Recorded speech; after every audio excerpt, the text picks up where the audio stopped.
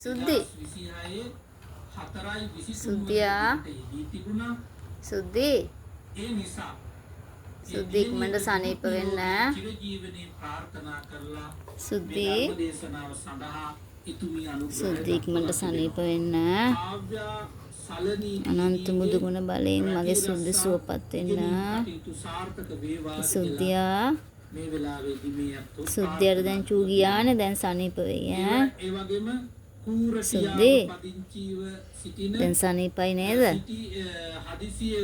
සුද්දි මොනවද තෙත ගෑවිලාද සුද්දි සුදු නෝනා මේ අත එහෙම කෙට්ටු වෙලා සුද්දි සුද්දියා දැන් සනීපයි නේද චූ ගියාම දැන් සනීපයි නේද ඉක්මනට කන්න පුළුවන් වෙන්න සුද්දියා සුදු නෝනා සුද්දියා චූටි සුද්දි සංගප්පාලේ පදිංචි සුනේත්‍රා මහත්මිය ඇතුළු එතුමියගේ සත්පුරුෂ මිත්‍රයන්ට නිරෝගී සුවපත් භාවයේ ප්‍රාර්ථනා කරමි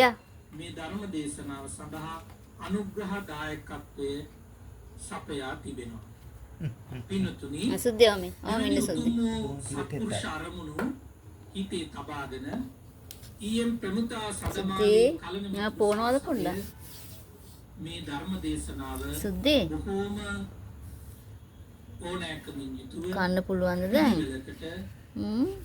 සංවිධානය කරලා ඉක්මනට කන්න පුළුවන් ඒ සුද්දියට උචිත විදියට දැන් සනීපයිද වාඩි වෙලා බණ හීමට සුද්දියා අර කට මෙයා කරනවා උත්තක්ම සිදු කරන්නේ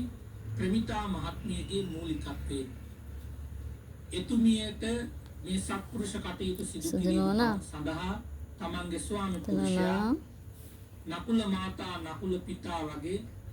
හොඳට ගුණ ධර්ම වලින් හැදෙන මෙවැනි කටයුතු වලට ආශිර්වාද කරන හොඳ අමුසබි සනීප වෙනා නේද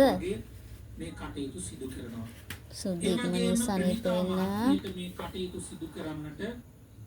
තමන්ගේ කල්යාණ මිත්‍ර සත්පුරුෂයන්ගේ උදව් උපකාර ලබා දීලා තිබෙනවා. සේලයින් පොඩ්ඩක් පෙවුවා.